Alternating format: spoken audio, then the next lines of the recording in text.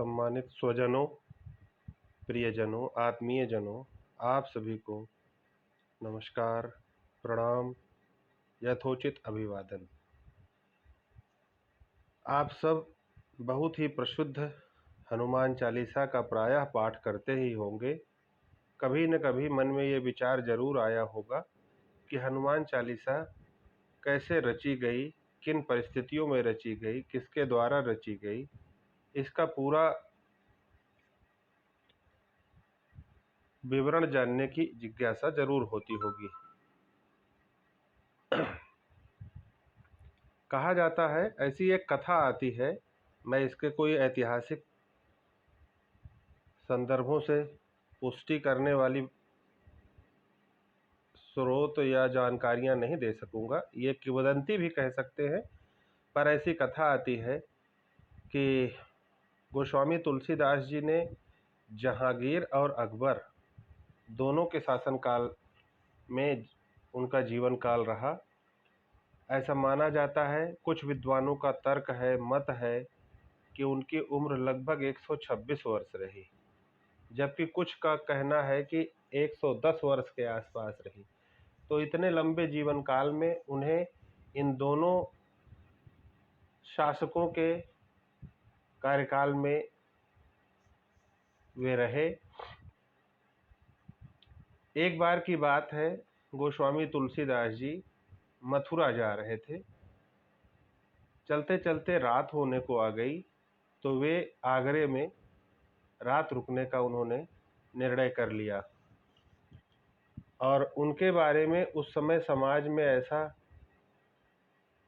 विख्यात था कि वे बहुत पहुँचे हुए संत हैं, बहुत बड़े कवि हैं, और उन्होंने तरह तरह के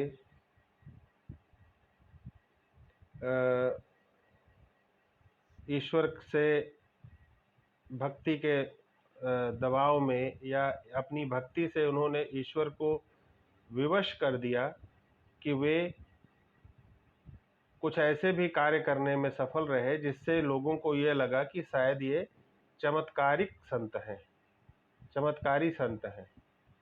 तो जब ये बात किसी से पता चली अकबर सम्राट को, तो उन्होंने तुलसीदास जी को दरबार में प्रस्तुत होने के लिए आदेशित किया। परंतु तुलसीदास जी ने कहा कि मेरा तो सिर्फ एक ही राजा है और वो है श्री राम, तो मुझे और किसी के दरबार में हाजिर होने की ज़रूरत नहीं है। परंतु फिर भी उनके सैनिक आए और उन्होंने तुलसीदास जी को उनके सम्मुख ले जाकर के प्रस्तुत किया। तो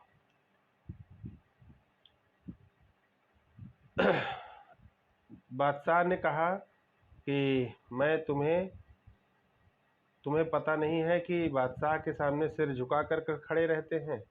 तुलसीदास जी ने कहा कि मेरा सिर सिर्फ मेरे प्रभु श्री राम के सामने ही झुकता है, क्योंकि वही तीनों लोगों के मालिक हैं।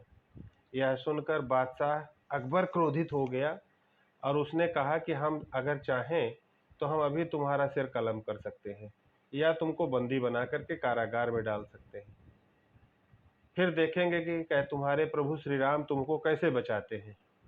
इस पर तुलसीदास जी ने कहा कि मुझे बचाने के लिए श्री राम को आना नहीं पड़ेगा, यह कार्य तो उनके भक्त श्री हनुमान जी भी कर देंगे। यह सुनकर के अकबर और भी क्रोधित हो गया। उसने अपने सिपाहियों से कहा कि इस सनकी व्यक्ति को, दुष्ट व्यक्ति को कारागार में डाल दो। यह सुनकर के जंजीर में जकड़े हुए तुलसीदास जी को सैनिक जंजीरों से खींचने लगे। तभी तुलसीदास जी ने हनुमान जी का स्मरण किया, उनको याद किया और उनसे प्रार्थना की। तब उनके मुख से हनुमान चालीसा निकलने लगी, कुछ चौपाइयाँ निकलने लगी। अकबर ने पूछा, यह क्या बोल रहे हैं?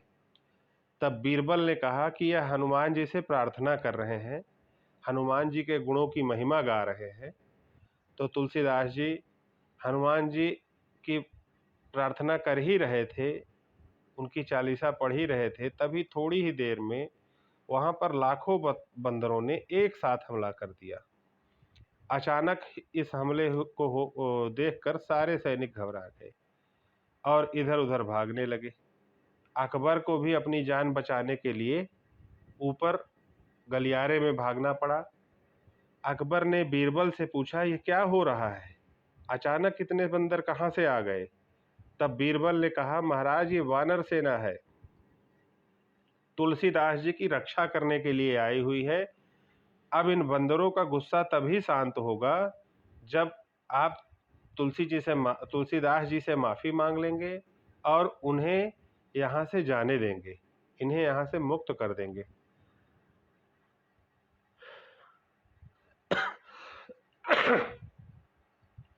और आप कह रहे थे कि मैं हनुमान जी का करिश्मा देखना चाहता हूँ, मैं तुलसीदास जी का करिश्मा देखना चाहता हूँ। तो देखा आपने हनुमान जी का करिश्मा और तुलसीदास जी का करिश्मा।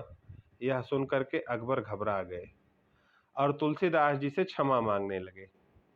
तुलसीदास ने कहा, मैं क्षमा करने वाला कौन हूँ, मैं तो प्रभु का दास हूँ। बाद में अकबर ने तुलसीदास जी को सम्मान के साथ और पूरे लाव लश्कर के साथ मथुरा भिजवाया। ऐसा कहा जाता है कि हनुमान जी ने तुलसीदास जी के सामने प्रकट होकर के कहा कि तुमने मेरे प्रति जो स्तुति पढ़ी है वह अद्भुत है। आज के बाद जो भी यह चालीसा पढ़ेगा और श्री राम में अपनी भक्ति की इच्छा प्रकट करेगा, मैं उसकी रक्षा करने के लिए उपस्थित हो जाऊंगा। इस चालीसा को हनुमान चालीसा के नाम से जाना जाएगा। तब से हनुमान चालीसा को हिंदू समाज के लोग, सनातन समाज के लोग गाने लगे और इसमें भगवान हनुमान की स्तुति करने लगे। आशा करता हूँ यह जानकारी आपको रोचक लगी होगी। जय हिंद, जय भारत।